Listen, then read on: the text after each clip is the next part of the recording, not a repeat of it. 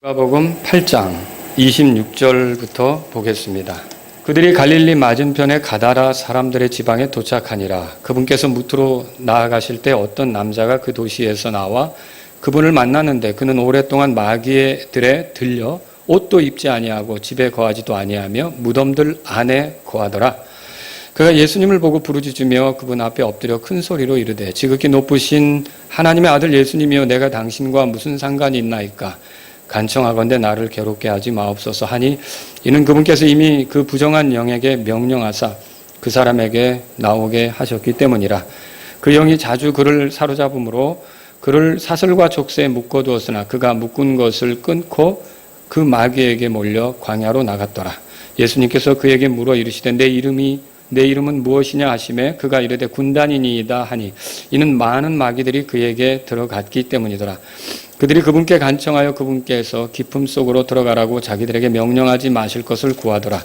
거기에 많은 돼지떼가 산 위에서 먹고 있었으므로 그들이 그분께 간청하여 그분께서 자기들을 그 돼지들 속으로 들어가게 허락하실 것을 구하매 그분께서 그들을 허락하신즉 이에 마귀들이 그 사람에게서 나와 돼지들 속으로 들어가니 그때가 경사진 곳을 세차게 내리다라 호수에 빠져 숨막혀 죽으니라. 돼지를 치던 자들이 이루어진 일을 보고 도망하여 가서 그 도시와 지방에서 그것을 구하니라. 그때 그들이 이루어진 일을 보러 와서 예수님께서 이르러 몸속에서 마귀들이 나간 그 사람이 바른 정신으로 옷을 입고 예수님의 발 앞에 앉은 것을 보고는 두려워하더라. 그것을 본 자들이 마귀들에게 사로잡혔던 자가 어떤 방법으로 고침을 받았는지 그들에게 말하더라. 이에 가다라 사람들의 지방 주변에 온 무리가 큰 두려움에 사로잡혔으므로 그분께 간청하여 자기들에게서 떠나실 것을 구하더라. 그분께서 배에 들어가 다시 돌아가시는데 이제 몸속에서 마귀들이 나간 그 사람이 그분께 간청하여 자기가 그분과 함께 있을 것을 구하였으나 예수님께서 그를 보내시며 이르시되 내 집으로 돌아가 하나님께서 너를 위해 얼마나 큰 일들을 행하셨는지 보이라 하시매 그가 자기 길로 가서 예수님께서 자기를 위해 얼마나 큰 일들을 행하셨는지 온 도시에 두루 알리니라. 아멘. 28절을 보세요. 내가 당신과 무슨 상관이 있나이까. 이 마귀에게 사로잡힌 사람, 마귀 들린 사람이 하는 말 있죠. 자, 요걸 제목으로 삼아서 오늘 여러분에게 말씀을 드리겠습니다. 예수님께서 그 갈릴리 맞은편 가다라 사람들의 지방에 도착했다. 26절에 그렇게 써 있어요. 근데 이제 여러분과 제가 알아야 될 게 이 성경을 읽으면서 이게 참 놀라운데 예수님이 가다라 지방에 가신 이유가 뭐냐? 거기서 어떤 일을 하셨냐? 다른 거 안 하셨어요. 단지 지금 우리가 이 본문에서 만난 이 사람 있죠? 이 마귀 들린 사람을 온전하게 해주고 돌아왔어요. 다른 사람들은 예수님을 떠나가라고 했거든요. 그러니까 두려워서 돼지떼들이 몰사하는 거 그거 보고서 여기서 계시면 안 됩니다. 떠나십시오. 이렇게 해가지고 결국은 가다라 지방에 가서 예수님이 하신 일이 뭐냐? 다른 거 없이 이 무덤 안에 살던 사람, 마귀 들려 살던 사람, 이 사람만 온전하게 해주고 오신 거예요. 그러니까 어떻게 보면 그 험한 폭풍을 헤치면서 사실 여기 가기 전에 풍랑이 일었잖아요. 이 험한 폭풍을 헤치면서 그 바다를 건너 가다라 지방에 간 것은 누구 때문이었냐? 사실 이 사람 때문이었어요. 여기 성경에 기록된 이 사람 때문에 그 험한 바다를 헤치고 간 거였단 말이죠. 근데 이렇게 갔는데 이 사람이 예수님을 만나가지고 하는 말이 나하고 당신하고 무슨 상관이 있습니까? 여러분 좀 놀랍지 않습니까? 이렇게 위험을 감수하고 바다를 헤쳐서 갔더니 기껏 내가 당신과 무슨 상관이 있습니까? 이렇게 나왔다는 거죠. 사실 이 말이 뭘 의미하는지 생각해 볼 수 있겠습니까? 예수님이 이 땅에 왜 찾아오셨습니까? 우리가 죄 가운데서 멸망할 수밖에 없는데 하나님 앞에서 우리 죄들을 용서받게 하려고 찾아오신 거잖아요. 근데 그 예수님하고 내가 상관이 없다. 이렇게 말하는 것은 내가 죄들의 용서 받지 못해도 상관없다. 그런 뜻이에요. 그러니까 예수님께서 이 땅에 찾아오신 것이 우리를 지옥에 떨어지지 않도록 하기 위해서 찾아오신 거거든요. 근데 예수님을 향해서 내가 당신과 상관이 없다. 그 말은 나 지옥에 떨어져도 상관없다 그 소리예요. 이게 얼마나 무서운 소리입니까? 예수님은 우리를 하늘로 데려가시려고 온 것인데, 근데 나는 당신하고 상관없다 그 말은 나 천국에 못 들어가도 상관없다 그 말이에요. 이건 정말 끔찍한 말이라는 것이죠. 자, 그런데 여기다 특히 이런 말까지 하죠. 그 뒤에 보니까 나를 괴롭게 하지 마옵소서. 찾으셨습니까? 자, 요 28절에 나를 괴롭게 하지 마옵소서. 이 말은 뭐냐면 한마디로 말하면 이거예요. 나를 그냥 내버려 두세요. 그러면 이게 얼마나 무슨 말인지 생각해 볼 수 있겠어요? 내가 하나님 앞에 죄를 짓고 그 상태로 용서받지 못한 채 죽더라도 내버려 두세요. 내가 그 죄들 때문에 지옥에 떨어지더라도 그냥 내버려 두세요. 내가 내 인생 끝마치고 천국에 못 들어가는 일이 생겨도 그냥 내버려 두세요. 이 소리라는 거죠. 여러분, 이거 굉장히 끔찍한 말 아닙니까? 자기 혼에 대해서 이렇게 무책임한 말이 있냐고요. 자, 이 사람의 말은 자기 혼을 사랑하는 말입니까? 결코 그게 아니라는 거죠. 이렇게 끔찍한 말을 이렇게 예수님께 했는데 오늘 이 말을 제가 여러분에게 소개하면서 이걸 심각하게 여러분에게 들이미는 것은 우리 주변에 많은 사람들이 지금 이런 식으로 살고 있다는 거예요. 아니, 우리도 구원받기 전에는 어쩌면 이런 식으로 살았다는 거죠. 예수님 믿으라 그러면 아니, 나랑 상관없어. 나랑 상관없는 얘기야. 예수님 안 믿으면 지옥으로 떨어지는데 지옥에 떨어져도 예수님 안 믿으면 천국에 안 가는데 못 가는데 천국에 안 가도 우리도 어떻게 보면 그렇게 살았던 사람들이라는 거죠. 그래서 저는 오늘 이 말씀을 통해서 이 말을 누가 이 말을 하는지를 먼저 볼 거고요. 다음으로는 정말 이 말이 타당한 말인지 이런 것들을 함께 여러분하고 살펴보려고 하는 거예요. 자, 먼저 이 말을 누가 했는가? 이 본문을 통해 보니까 한 두 가지로 정리할 수 있는데 이 말은요, 첫 번째로 예수님에 대해서 아는 사람이 한 거예요. 예수님을 모르고 한 말이 아니라는 거죠. 이거 보세요. 이 28절에 그가 예수님을 보고 부르짖으며 그분 앞에 엎드렸다고 돼 있어요. 예수님 앞에 엎드렸다는 건 이 사람이 예수님 앞에는 그렇게 엎드려야만 한다는 예수님의 어떤 신분, 지위 이런 것들을 안다는 얘기예요. 그분이 경배받기에 합당하신 분이라는 걸 안다는 얘기예요. 거기다가 예수님에게 뭐라고 호칭을 썼습니까? 지극히 높으신 하나님의 아들 예수님이요. 그러면 이 말은 예수님에 대해서 이분이 하나님의 아들이다.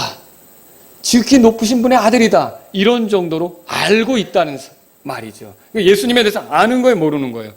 근데 예수님에 대해서 이렇게 알면서도 뭐라고 하느냐? 내가 당신과 무슨 상관이 있나이까? 자, 이건 뭘 보여줍니까? 어떤 사람이 주일학교를 열심히 다녔든지 아니면 누구한테 전해 들었든지 아니면 개인적으로 성경을 읽었든지 예수님에 대해서 알아도 예수님에 대한 지식이 있어도 이런 식으로 예수님에 대해서 나하고 당신이 무슨 상관이냐 이렇게 말할 수 있다는 것이죠. 이건 무서운 얘기입니다. 이건 무서운 얘기예요. 자, 오늘날 성경을 아는 게 필요합니까? 당연히 필요하죠. 무엇을 아는 것보다 성경을 아는 게 필요하죠. 왜냐하면 성경에는 하나님의 구원 계획이 들어있고 성경에는 우리의 구원자가 누군지 소개하고 있고 성경에는 하나님의 약속이 뭔지 소개하고 있고 여러분, 성경은 부지런히 읽어야 하는 책입니다. 성경은 우리 평생에 늘 가까이 두고 읽어야 되는 책이 틀림없는 거죠. 그런데 아무리 이렇게 성경을 통해 하나님에 대해서 알아도 혹은 예수님에 대해서 알아도 지식만으로 아는 것은 그 사람의 운명을 바꾸지 못합니다. 마음으로부터 알지 않는다면, 마음으로부터 예수님하고 이 특별한 관계로 예수님을 알지 않는다면 지식만으로 아는 것은 소용이 없다는 거죠. 쉽게 말하면 어떻게 죄들이 용서되는지 지식으로 알 수 있어요.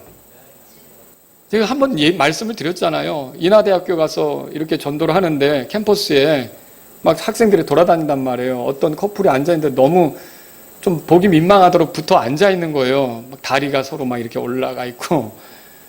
그런데 목사님 아들이었어요. 나중에 보니까. 어떻게 해서 구원받는지 아느냐라고 물으니까 예수님 피로 죄 용서 받죠? 라고 툭 얘기를 하는 거예요.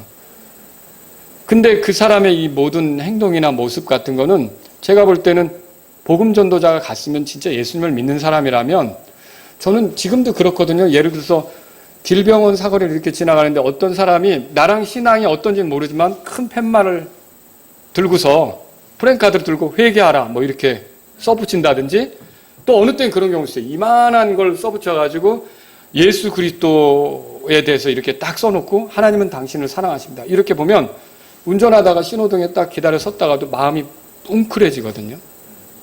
나도 저렇게 해야 되는데 나도 저 위대하신 주님을 전해야 되는데 근데 예수님의 복음을 전하는 사람이 찾아갔는데 그냥 예수님께로 재용서 받죠 하면서 둘이 여전히 다리를 안 풀고서 꼬고 있는 거예요. 그러면은 그 사람이 과연 마음으로부터 예수님과 상관이 있다고 생각하는 건지 어쩌면 지식적으로만 아는 건 아닌지 여러분 지식적으로만 예수님을 아는 건 그 사람의 운명을 바꾸지 못한다는 거예요.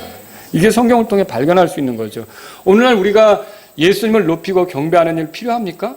당연히 필요하죠. 우리가 지금 경배드리기 어려운 시절을 만났지만 예수님을 경배하는 건 정말 필요한 거죠. 그런데 예수님을 아무리 높이고 경배해도 자기의 구원을 위해 예수님이 하신 일을 받아들이지 않은 거예요. 그래서 이런 거죠. 열심히 교회 와서 성경도 보고 경배는 드리는데 어떻게 생각하냐면 내 구원에 대해서는 예수님이 상관할 게 아니고 내가 내 나름대로 노력을 통해 구원을 얻으려고 하는 거예요. 그러면 그 사람은 구원받은 사람입니까? 그 사람의 운명이 바뀐 거냐고요? 아니죠. 보세요.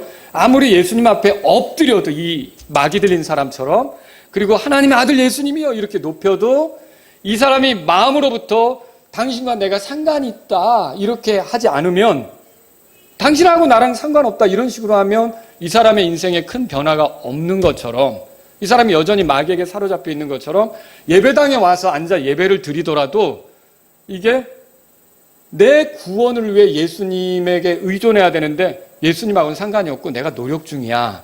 여러분 이 사람은 지금 이 성경에 나온 마귀 들린 사람하고 같은 위치에 서 있다는 거죠. 이해하겠죠? 오늘 우리가 이 믿는 일이 필요해요. 근데 아무리 믿는다고 해도 지식적으로 믿는 것은 그 믿음에는 지식의 부분이 포함이 돼요. 알지 않고 어떻게 믿어요? 우리가 믿으려면 성경을 알아야 되니까 성경을 읽는 거잖아요. 근데 그게 전부예요. 지식이 전부인데 믿는다고 표현하는 거예요. 여러분 그게 그 믿음이 그 사람의 운명을 바꾸겠습니까? 못 바꾸는 거예요. 지식으로만 아는 거는요.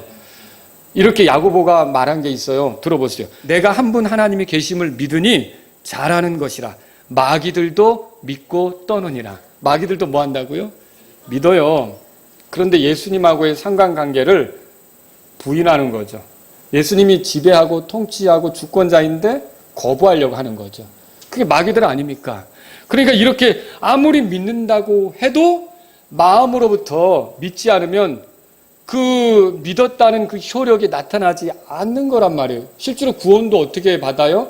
로마서 10장에 보면 이렇게 써 있어요. 내가 만일 내 입으로 주 예수님을 시인하고 하나님께서 그분을 죽은 자들로부터 살리신 것을 내 마음속으로 믿으면 구원을 받으리니. 읽어보셨죠? 그러니까 아무리 지식적으로 알아도 마음으로 상관관계를 부정한다. 예수님하고 나는 상관이 없다. 이렇게 하면 그 사람이 믿는다는 게 효력이 있는 겁니까?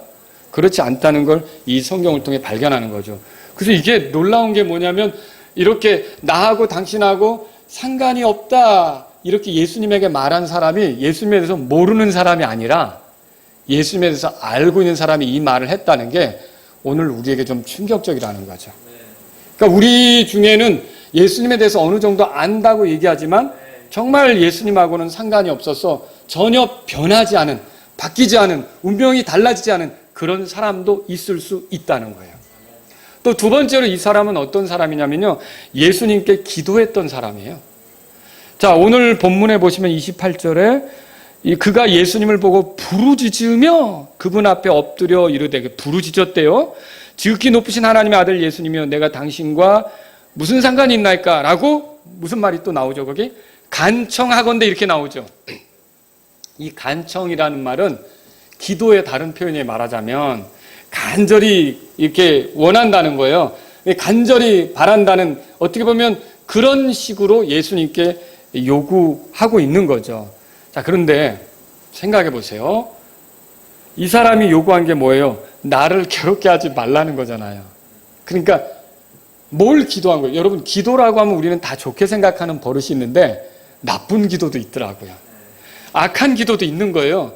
지금 이 사람이 예수님을 향해서 나를 내버려 두세요. 내가 정말 간절히 요청하는데 나 그냥 놔두세요. 이 기도는 옳은 기도입니까? 악한 기도입니까?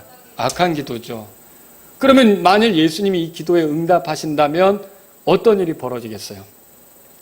하나님께 죄들을 용서받지 못하게 돼요. 또 정죄받은 자로 남게 돼요. 천국에는 들어갈 수 없게 돼요. 지옥불로 떨어지게 돼요.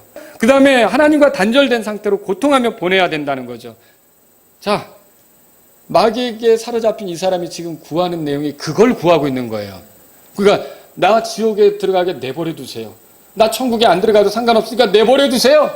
나 이 영원히 고통당해도 상관없으니까 내버려 두세요. 나 하나님하고 단절된 상태로 지내도 상관없으니까 내버려 두세요. 제발 좀 괴롭게 하지 마세요. 여러분, 이 기도가 건전한 기도입니까? 아니죠. 근데 제가 이 성경 읽으면서 감사한 게 주님이 이 사람의 요청대로 하지 않으셨다는 거예요. 이게 참으로 놀라운 은혜입니다.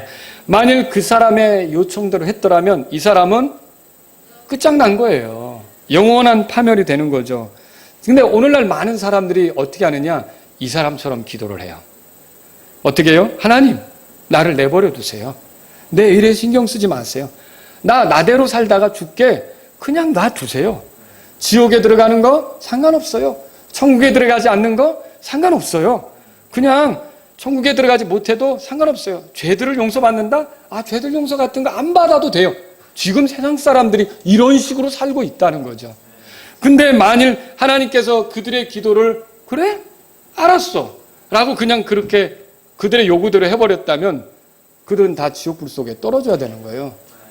여러분과 우리 가운데는요, 과거에 이런 사람들이 있었을 거예요. 그렇지 않겠습니까? 구원받기 전에 복음을 전하면 나 좀 괴롭게 하지 말라고. 아니, 예를 들어서 형님이 동생에게 찾아가서 복음을 전하면 또 괴로운 시간이네. 나 좀 괴롭게 하지 말지. 이럴 수도 있는 거고. 어머니가 아들을 앉혀놓고 너 예수님 믿어야 된다라고 하면 또 괴로운 시간이네. 날 그냥 좀 놔두지. 이런 사람들, 우리 가운데 예수님 믿기 전에 이런 사람들이 충분히 있었을 수 있다는 거죠. 근데 그 당시 여러분들이 생각했던 대로 놔두셨다. 그러면 여러분 절망이에요. 그러면 절망이란 말이에요. 그런데 그 기도대로 놔두시지 않고 이 마귀 들린 사람을 다루신 것처럼, 마귀 들린 사람이 나중에 성경 읽어보니까 온전하게 됐잖아요. 맑은 정신에서 예수님, 저도 예수님 따르고 싶은데요? 라고 말했잖아요. 그러니까 예수님 뭐라 그랬어요? 그렇게 하지 말고 하나님이 너에게 이루어준 일을 사람들에게 알리라 그러잖아요. 그래서 이 사람이 예수님을 전하게 됐잖아요. 그럼 이 사람 변한 거 맞습니까? 달라졌죠. 이렇게 달라지도록 우리에게도, 우리가 과거에 예수님 전하면, 누군가 나에게 예수님 전하면 진짜 그런 사람들이 있었어요. 제가 복음을 전할 때 어떤 사람의 표정을 보니까 나는 너무 그걸 전하고 싶어서, 나는 그 사람이 예수님을 믿어야 된다고, 나한테 너무 소중한 사람이니까 그렇게 해서 예수님의 복음을 전하면 내 옆에 앉아가지고 제발 괴롭게 하지 말지. 이거 언제 끝나나. 빨리 끝나야 되는데. 이런 사람들이 있었다는 것이죠.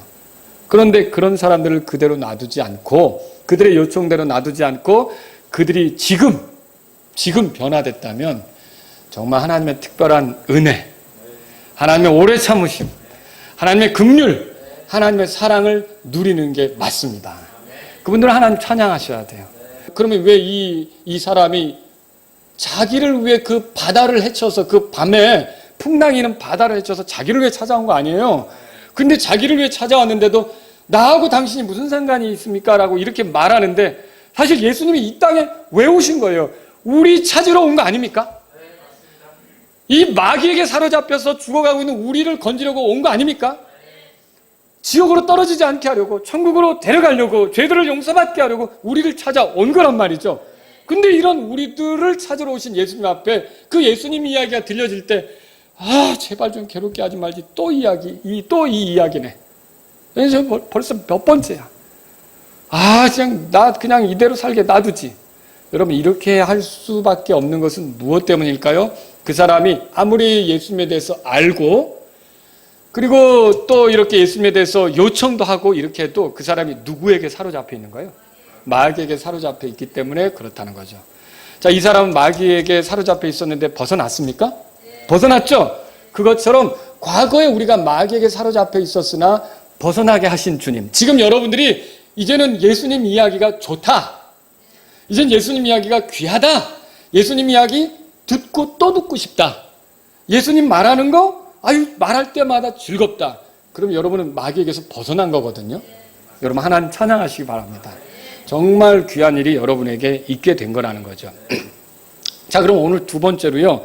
이 사람이 했던 말, 그러니까 뭐냐면은 나와 당신이 무슨 상관이 있나이까 이 말 있잖아요.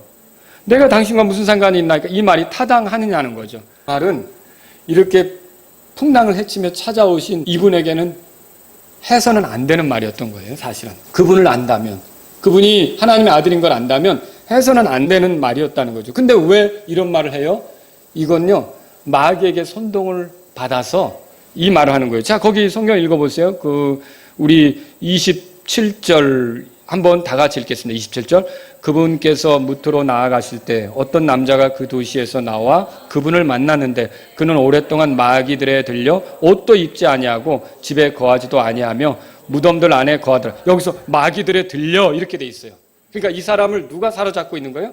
마귀가 사로잡으니까 이 사람의 말 표현, 이 사람의 행동, 이 사람의 마음, 이런 모든 것들을 선동하는 대로 지금 행하고 있는 거예요. 그러니까 어떻게 보면 예수님을 향해 내가 당신과 무슨 상관이 있습니까? 이 말도 이 마귀의 선동을 받아서 예수님에 대해서 오해한 거죠. 여러분, 예수님이 우리를 불편하게 하십니까? 근데요, 잘 생각해 보시면 불편하게 하는 면도 있어요. 응? 어떤 게 불편하게 한다는 말이지? 여러분, 사실 하나님 말씀을 죄인들에게 전하잖아요. 그럼 죄인들이 들을 때 불편한 게 사실이에요. 왜 불편하냐면 그들의 죄가 지적받는 거. 그들이 잘못하고 있다는 게 지적받는 거. 이게 자존심 상하는 일이거든요. 그러니까 바리새인과 서기관들이 자기 나름대로는 아무리 잘하는 것 같아도 예수님이 화 있을진저. 서기관과 바리새인들이요. 회칠한 무덤 같다. 아주 자기네들은 손 하나 까딱 안 하면서 남들에게 무거운 짐을 얹히고, 아주 회당에서 거리에서 인사받는 거 좋아하고, 선생이라는 소리 듣기 좋아하고. 여러분 그거 들어보셨죠? 예. 그러니까 그걸 지적받을 때 바리새인들이 사실은 죄를 지적받는 건데 어땠던 거예요? 그 자존심 상한 거죠. 자존심 상하니까 예수님을 없애버리고 싶은 거예요. 자, 이런 게 있을 수 있다는 거예요. 그러니까 하나님 말씀이 전해지면 그 말씀이 불편하게 올 때가 있다는 거예요. 근데 그 말씀의 불편함을 이기지 못하면 어떤 일이 생기느냐? 더는 듣고 싶어 하지 않고 그 말을 하는 사람을 때려주고 싶고 그 말씀으로부터 달아나고 싶고 이런 생각이 드는 거죠. 사실은 그 불편함은 뭐와 같으냐? 여러분에게 말씀드리면 사람이 수술 받을 때 이렇게 찢어지는 거 있잖아요. 고통스러운 거 있잖아요. 상처를 치유할 때 그 소독약 바르면 더 시리고 더 아픈 거 있잖아요. 근데 그런 과정을 거쳐서 몸이 좋아지는 거 아닙니까? 근데 이런 불편함은 바로 그와 같은 거라는 거죠. 그러니까 사실 그런 불편함을 감내하고도 견디면서 그 약을 사용하면 그 사람은 온전케 되는 거죠. 근데 그게 싫다고 도망가면 더 덧나는 거죠. 더 망가지는 거죠. 이렇게 생각해 볼 수 있는 거예요. 근데 마귀는 뭘 하느냐면 이렇게 하나님 말씀이 주는 불편함 있죠? 이거를 부각시켜서 말씀을 듣지 못하게 하는 거예요. 그래서 여러분 그 하나님 말씀을 들을 때 아무런 반응도 느낌도 없는 경우가 있고 이렇게 불편한 경우가 있는데 어느 경우가 더 좋은 것 같아요? 사실은 불편한 경우가 더 좋습니다. 아무런 느낌도 없는 경우는 반응도 없는 거예요. 네? 아무런 느낌도 없다, 그냥 맹숭맹숭하다, 그런 반응이 없는 그런 경우는 말씀으로 인한 변화도 나타나기가 어려워요. 근데 말씀을 들을 때 이게 막 아프고 힘들고 불편함이 있고 막 내 자존심이 완전히 갈기갈기 찢기는 것 같고 내가 막 자꾸 말씀을 들을수록 더 죄인이라고 드러나는 것 같고 이렇게 됐을 때는요, 여기 이제 두 가지로 반응이 나타나요. 그러니까 한 반응이 뭐냐면 여기 나타나는 반응이 도망가는 거예요. 힘드니까. 도망간다는 건 그 말씀을 들을 준비가 안 된 거예요. 그러니까 말씀을 들을 준비라는 건 다른 게 아니라 회개할 마음, 믿을 마음, 이런 것이 있으면은 말씀을 듣는데 그게 불편해도 내가 회개해야 되니까, 나를 바로잡아야 되니까, 하나님이 나를 아시고 이 말씀을 주니까 그걸 들으려고 하는 거예요.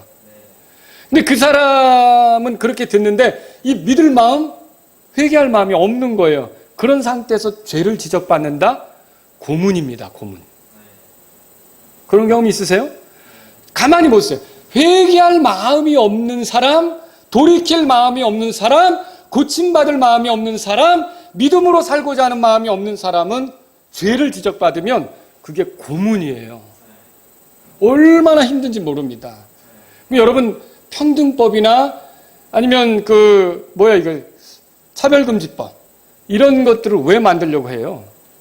그걸 만드는 이유는 그 죄를 즐기는 사람들이 자기들이 죄인이라고 지적받는 거, 죄 가운데 있다고 지적받는 게 싫은 거예요. 그러니까 자기들이 죄를 행하면서도 죄인이라는 소리를 듣기 싫은데 누군가 우리를 손가락질하고 죄인이라고 그러면 처벌하고 싶은 거예요. 이유는 간단한 거라는 거죠.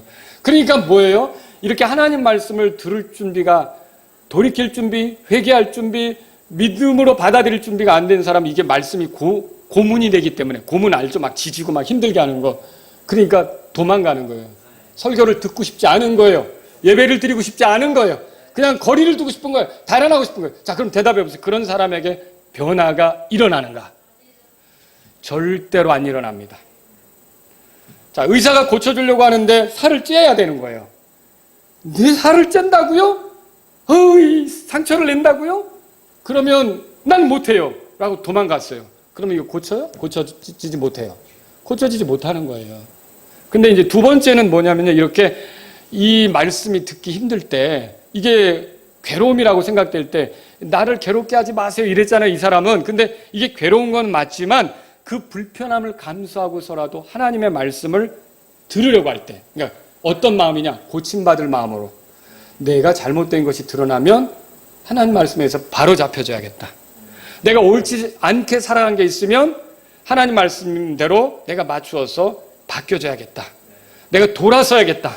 회개할 마음으로 듣는다. 믿음을 가지고 듣는다. 그러면요, 놀랍게도 그 말씀의 효력을 경험하게 돼요. 하나님의 말씀은 믿는 자 안에서 효력 있게 역사하는 걸 믿으십니까? 이거 제 얘기가 아니고 성경에 나온 거예요. 말씀은 믿는 자 안에서 효력 있게 일하거든요. 믿음은 회개하고 같이 가는 거고요. 믿으면 그 말씀에 따라 자기 삶을 바꾸려고 하니까 회개가 나타나는 거예요. 그래서 이 사람이 변화가 나타나요. 근데 이 막이 들린 사람은 어떠냐? 싫은 거예요. 그게 불편하기만 한 거예요. 그러니까 달아나는 걸 택하는 거죠. 그래서 뭐라고 하는 거예요? 예수님에게 나를 그냥 내버려 달라는 뜻으로 나 좀 괴롭게 하지 마세요라고 한 거죠. 자, 이 상태로 가면 고침 받겠어요? 안 되는 거죠. 사실은 그 안 못 보던 소경이 있었잖아요. 바디메오. 다윗의 자손이 지나간다 그랬을 때, 예수님이 지나간다 그랬을 때 뭐라 그랬어요? 다윗의 자손 예수님이요, 나를 불쌍히 여겨달라고. 그 주변에서 야, 조용히 해, 조용히 해. 그러면 찌그러졌습니까? 어떻게 이제 더 큰 소리로 다윗의 자손 예수님이요, 나를 불쌍히 여겨서 이랬잖아요. 그게 뭐예요? 이게 사람이 뭐라든지 고침받아야겠다는 생각이 있으면 굉장히 다가가게 되는 거거든요. 근데 지금 이 본문에 등장하는 사람은 마귀에게 선동을 당해서 불편하게 느껴지니까 나를 좀 불편하게 하지 말라고, 괴롭게 하지 말라고 지금 이렇게 얘기한 거예요. 자, 여러분 과거에 그런 적 없으세요? 예수님 믿기 전에? 하나님 말씀 들려주면 나 좀 괴롭게 하지 마. 나 좀 괴롭게 하지 마. 이렇게.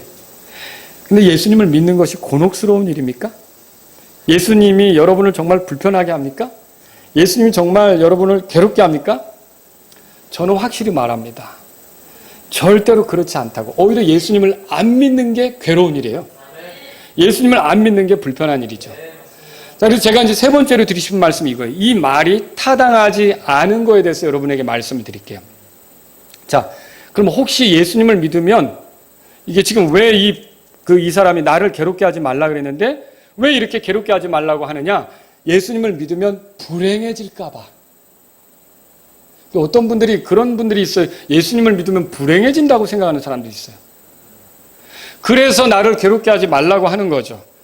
그래서 그러면 예수님을 믿으면 어떤 잃어버리게 될 것이 있기 때문에 복음을 거절하고 지금이 더 좋다고 생각하는 사람이 있을 수 있는데 그런 사람들에게 묻고 싶은 게 있는 거예요.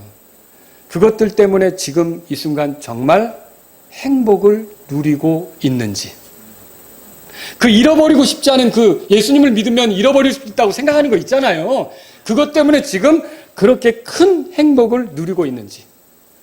그리스도인이 되면 그것들로 인한 행복은 사라지리라고 정말로 확신하는지.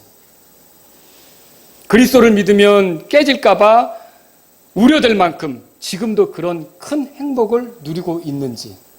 여러분 예수님 믿기 전에 그렇게 큰 행복을 누리고 있었어요? 솔직히 말하면 행복하다고 말하는 게 위선입니다. 왜 그럴까요? 예수님을 믿기 전에 사람은 죄가 지배하거든요. 그러면 죄의 결말은 뻔하거든요. 죄는 비참한 걸로 이끄는데 그 죄가 이끄는 삶을 살면서 행복하다고 말하는 건 정말 뻔뻔한 거예요. 정말 위선적인 거라는 거죠. 그렇게 행복하지도 않으면서 마치 그것을 잃을까 봐 겁을 내고 있는 것은 위선자입니다.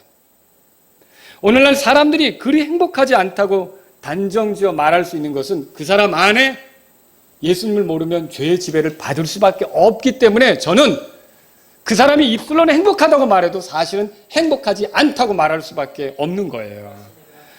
그렇게 자신이 비참한 줄도 모르고 행복 속에 있다고 착각하니까 그게 얼마나 어리석은 거예요. 여러분, 세상에서 죄 아래서 살면서 그게 행복하다? 그거 정말 끔찍한 거죠. 행복을 잃을까 봐 그리스도를 거절하는 게 그래서 위선적이라는 거죠.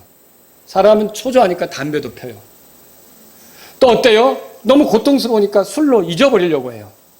그리고 또 어때요? 뭐 만족감이 없으니까 무슨 여자나 찾으러 다니려고 그래요. 그러면서 이리저리 세상 만족과 쾌락에 기웃거리고 있어요. 뭔가 나를 달랠 수 있는 거, 나를 좀 웃겨줄 수 있는 거를 찾아서 헤매고 있어요. 그건 그 사람 자체가 지금 뭐가 문제가 있다는 거 아닙니까? 행복하지 않다는 거 아닙니까? 그런데 그런 속에 있으면서 예수님을 믿으면 불행해질 것 같다? 아니, 그 사람이 이미 불행한 상태에 있으면서 예수님을 믿으면 불행해질 것 같다? 이게 위선자죠. 이게 거짓말이죠. 그래서 여러분과 저는 예수님을 믿으면 불행해질 거다? 이런 생각하시면 안 되는 겁니다. 그러면 어떤 사람은 아니 그래도 목사님 나는 정말 행복해요 라고 끝끝내 우길 사람들이 있을 수 있어요. 근데 그런 사람들에게 묻고 싶은 게 있어요. 정말 그 행복은 얼마나 지속될 것인지. 지금 그렇게 행복하다고 여기는 부분은 한평생 지속될 것인지, 죽을 때까지 갈 것인지, 아니면 죽음 순간이 올 때 두려울 거 아닙니까? 근데 그 두려움으로부터 그 행복하다고 여기는 게 건져줄 수 있는 것인지, 아니면 죽음 이후에 대해서 내게 그 행복이라고 지금 여기는 것이 죽음 이후에 대해서 책임을 져줄 수 있는 것인지, 그걸 묻고 싶은 거예요. 사실은 구원받지 못한 사람은 다 어디로 들어가는 거예요? 지옥으로 들어가죠. 근데 지금 내가 행복이라고 느끼는 그것이 지옥에 들어간 나에게 도움이 될 수 있는 것인지, 그렇지 않다면 그거 붙잡고 그거 잃어버리기 싫어서 예수님 거부하는 것은 어리석은 일입니다. 저도 제가 가끔 여러분에게 말씀드리지만 어렸을 때 이렇게 크면서 그 레고 같은 블럭 있잖아요. 저는 그거를 어렸을 때 사보지 못했는데 제가 초등학교 5학년 때 저하고 아주 친한 단짝 친구가 있었어요. 근데 그 친구는 그런 거를 아버지가 이제 잘 사주고 그래서 거기 가서 제가 놀기도 하고 이랬어요. 근데 재밌더라고요. 이것저것 꽂으면 이 모양도 나오고 저 모양도 나오고. 그래서 제가 나중에 결혼해서 아들들이 생겼을 때 옛날을 추억하고 그게 너무 재밌었기 때문에 우리 아이들도 그거 가지고 놀게 하면 좋겠다. 그래서 기회가 돼서 그런 것들을 사줬어요. 그리고 사줄 뿐만 아니라 이리 와봐 이렇게 만드는 거라고 꽂고 만드는 것도 가르쳐줬어요. 그럼 아이들도 좋아하고 저도 같이 그걸 했단 말이에요. 근데 지금 저보고 갑자기 어느 날 그거 하자 그러면 제 마음이 이상해요. 옛날에는 그렇게 좋았던 것인데 그렇게 저기 했던 것인데 쭈그리고 앉아서 하자니 허리도 아프고 눈도 침침해졌고요. 그거 꽂는 것도. 그리고 거기다가 지금 그게 뭐 10분, 20분 안에 끝나는 게 아니고 그거 만들려면 시간을 좀 들여야 되거든요. 그 쭈그리고 앉아서 그 시간을 보내는 게 애들은 즐겁지 모르겠는데 저한테는 그게 아까워 보여요. 그러니까 이게 무슨 말이냐면 옛날에 그렇게 좋았던 것이 지금은 저에게 그렇게 매력적이지 않다는 거죠. 옛날에 저를 그렇게 흥분시켰던 것이 야 그거 내가 가졌으면 좋겠는데 라고 생각했던 것이 지금 누가 안 갖다 줘도 아무렇지도 않은 그런 상태가 됐다는 거죠. 그럼 제가 왜 이 말을 하는 겁니까? 여러분과 저의 삶에 행복이라고 느꼈던 어떤 것들은 사실 조금 시간이 지나면 아무것도 아니라고 하는 게 드러날 수 있다는 거죠. 근데 그런 걸 잃어버리기 싫어가지고 예수님을 거부한다? 잘못된 선택을 하는 거란 말이죠. 또 혹시 예수님을 믿으면 자 이거 보세요. 예수님을 믿으면 즐거움을 포기하기 때문에 괴롭게 하지 말라고 그렇게 말한다. 생각해 보세요. 그렇다면 묻고 싶은 게 있어요. 예수님을 믿게 될 때 포기해야 하는 즐거움. 그 즐거움이 있을 거 아닙니까? 그게 어떤 즐거움인지 그 사람에게 물어보고 싶은 거예요. 내가 예수님을 믿으면 이런 즐거움을 포기해야 되지 않습니까? 라고 물을 때 저는 그 즐거움이 천국에 가는 즐거움인지 그 즐거움이 죄들을 용서받는 즐거움인지 그 즐거움이 하나님의 뜻대로 살아가는 즐거움인지 그 즐거움이 오는 세상을 기다리며 사는 즐거움인지 그 즐거움을 잃어버릴까 봐 지금 예수님을 거부하는 건지 사실 예수님을 믿으면 그런 즐거움을 더 누리거든요. 그렇지 않습니까? 아니면 예수님을 믿으면 하나님께 기도할 수 있는 즐거움을 잃어버리는 건지 그리고 하나님이 인도하시고 하나님이 도와주시는 즐거움을 잃어버리는 건지 그런 거 아니잖아요. 오히려 예수님 믿으면 그런 즐거움을 더 누리는 거 아닙니까? 그러면요, 이 사람이 예수님을 믿을 때 잃어버리게 될 즐거움이라는 것은 엄격히 말하면 즐거움의 축에 끼지도 못하는 거라는 거죠. 자, 그렇다면 예수님을 믿게 될 때 여러분이 포기하게 되는 즐거움은 무엇입니까? 라고 묻고 싶은 거예요. 혹시 죄 짓는 즐거움을 잃어버릴까 봐 그런다. 그런 사람들이 있겠죠. 그건 즐거움이 아니고 죄예요, 죄. 잠깐 짜릿할지 모르겠지만 여러분을 망치게 하는 거예요. 그런 것 때문에 예수님을 거부한다? 스스로를 함정 속에 집어넣는 것과 같은 거죠. 파멸 속에 던지는 것과 같은 거죠. 혹시 예수님을 믿으면 자유를 잃어버릴까 봐 괴롭게 하지 말라고 하는 것은 아닌지. 그런 사람들이 있어요. 내가 자유롭게 살지 못할 거 아닙니까? 근데 그런 사람들에게 묻고 싶은 건 이거예요. 그러면 여러분이 말하는 자유는 이웃을 사랑하는 자유냐? 여러분이 말하는 자유는 죄에서 벗어나는 자유냐? 여러분이 말하는 자유는 거룩하게 사는 자유냐? 여러분이 말하는 자유는 사람의 창조 목적대로 살아갈 수 있는 자유냐? 여러분이 말하는 자유는 하나님을 섬기는 그런 자유냐? 인간답게 사는 자유냐? 예수님을 믿는다고 해서 그런 자유를 잃어버릴 것 같으면 믿으라고 말 못하죠. 오히려 예수님을 믿으면 그런 자유를 더 누리는 건데. 그렇죠? 그러면 도대체 어떤 자유냐는 거예요. 그게 혹시 죄를 짓는 자유가 아니냐? 그게 혹시 나쁜 짓을 할 수 있는 자유가 아니냐? 그게 혹시 악을 행하는 그런 자유가 아니냐? 누군가를 괴롭힐 수 있는 자유가 아니냐? 그렇다면 그거는 자유가 아니라 죄의 종노릇을 하는 거라는 거죠. 그거야말로 더 비참한 거라는 거죠. 차라리 그런 자유라는 것은 잃어버리는 게 더 낫다는 거예요. 그런 자유라는 것은 내가 빼앗기는 게 더 낫다는 거예요. 그래서 그런 자유를 잃어버릴까 봐 예수님이 다가왔는데 나를 괴롭게 하지 말라. 이건 어리석은 진술이 되는 거예요.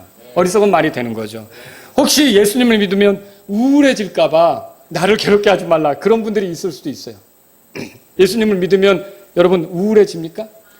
아니, 예수님을 믿으면 하나님이 나의 목자가 되시는데 왜 우울해요?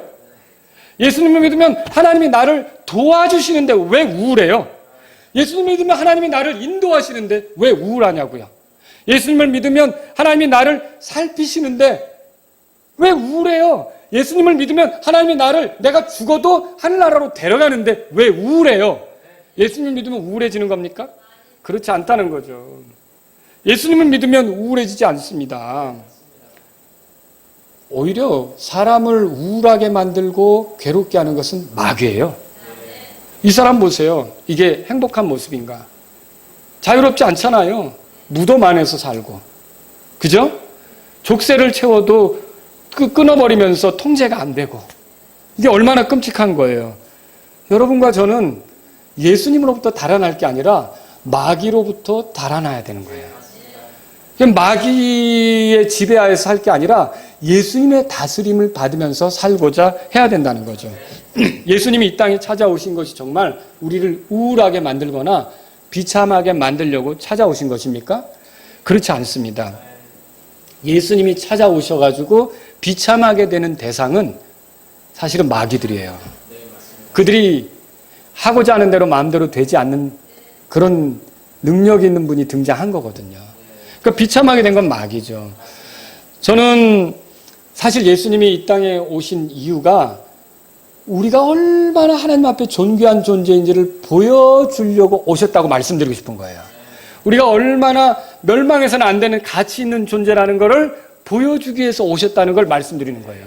예수님이 오신 것은요, 우리가 일어서는 안 될 만큼 하나님의 눈에 소중하고 하나님이 사랑하는 존재라는 걸 일깨우시게 예수님이 오셨다는 거죠.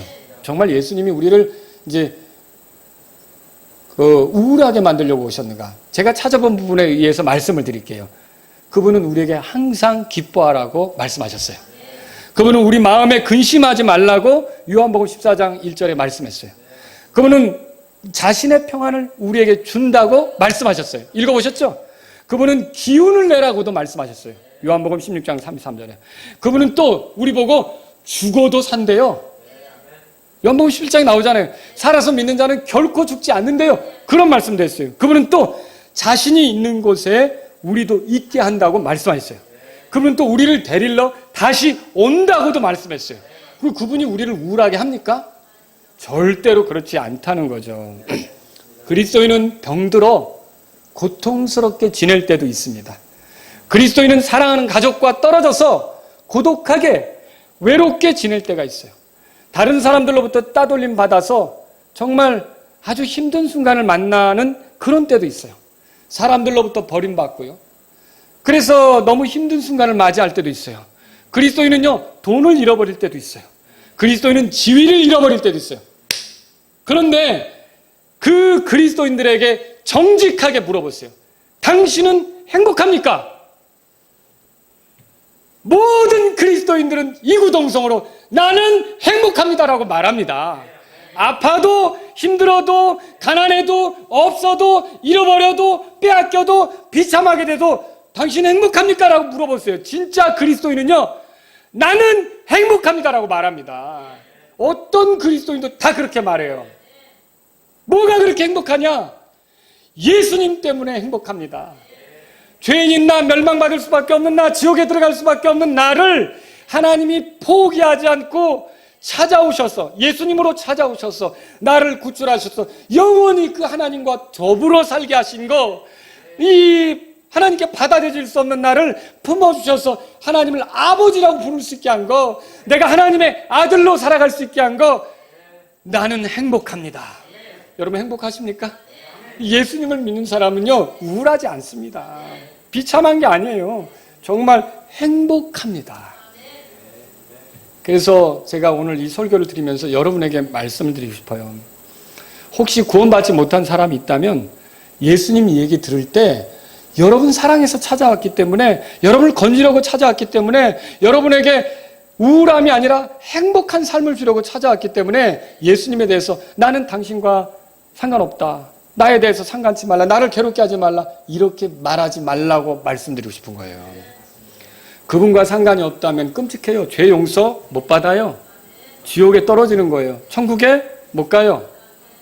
죄 아래 죄의 종로로 하다가 심판받을 수밖에 없어요.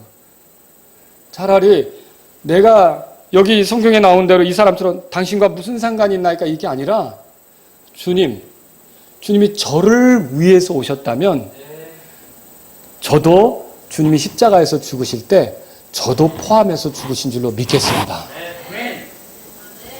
저도 주님의 사랑의 대상인 걸 믿겠습니다. 저를 포기하지 않으려고 이렇게까지 오신 것을 제가 저 때문에 저하고 상관이 있어서 저를 위해서 찾아오신 걸로 믿겠습니다. 이렇게 하시란 말이죠.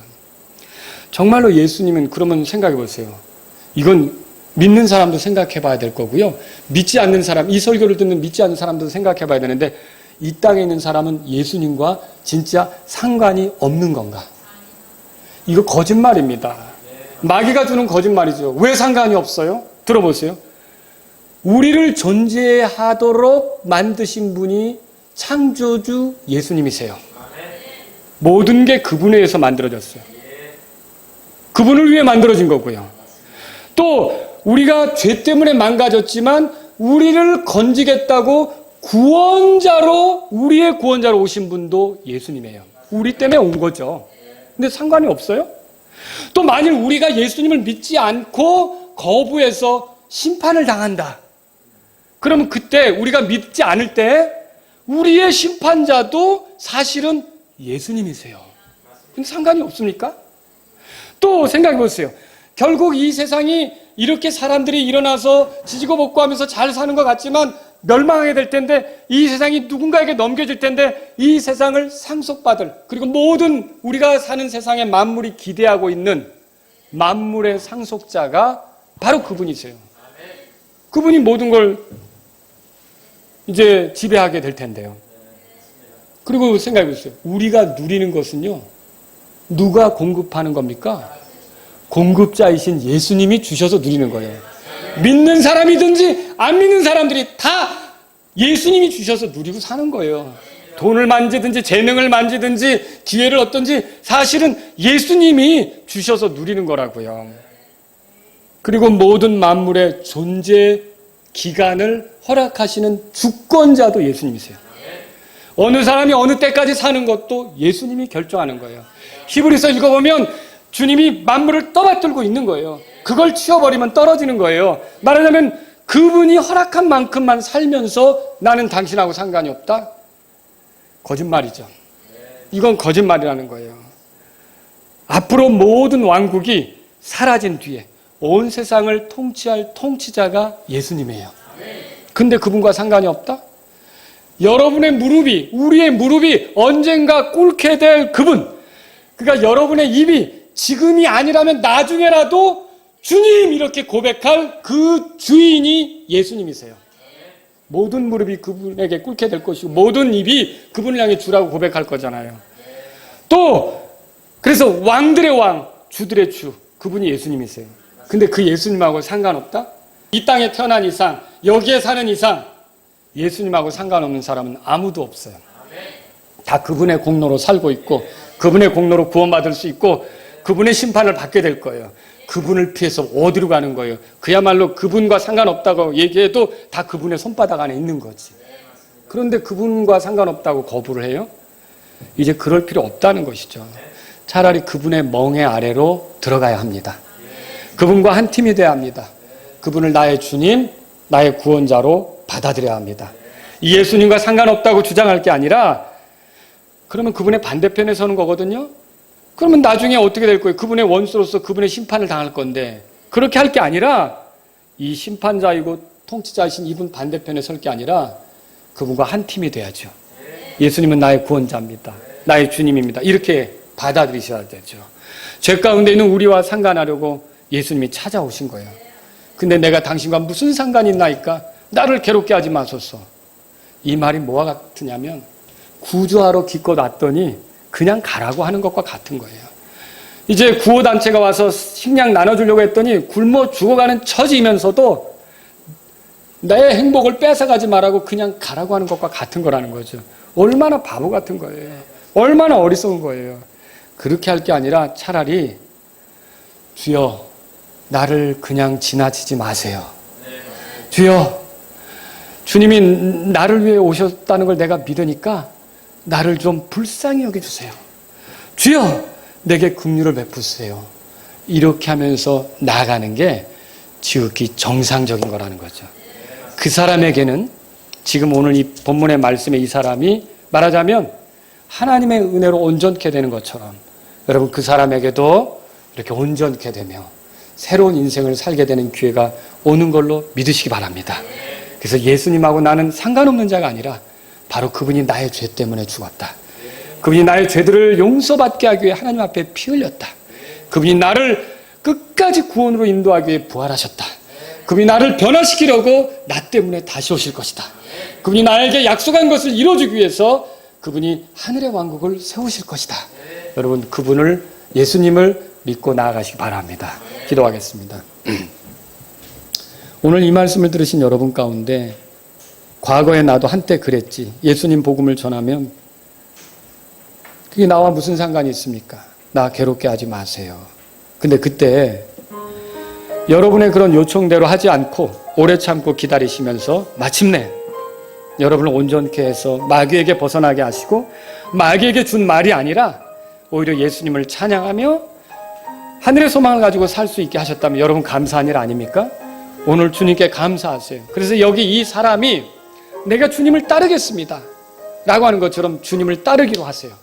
그래서 예수님이 하나님이 너에게 이루신 일들을 가서 말해라 이렇게 했을 때 그 사람이 그렇게 움직여서 가다라 지방에 이 예수님의 일들을 알린 것처럼 내 나머지 인생은 예수님을 알리며 살기를 원합니다. 여러분 그런 마음이 있다면 기도하세요. 여러분 가운데 구원받지 못한 사람은 자꾸 예수님으로부터 달아나지 마세요. 이 사람처럼 예수님은 나와 상관없습니다. 나 괴롭게 하지 마세요 라고 하지 마시고 오늘 예수님 저 좀 불쌍히 여겨주세요. 저를 지나치지 마세요. 저 때문에 오신 것을 믿겠습니다. 주님의 십자가의 죽음은 나와 상관이 있는 겁니다. 주님의 부활은 나와 상관이 있는 겁니다. 이렇게 받아들이시기 바랍니다. 우리 같이 기도하겠습니다.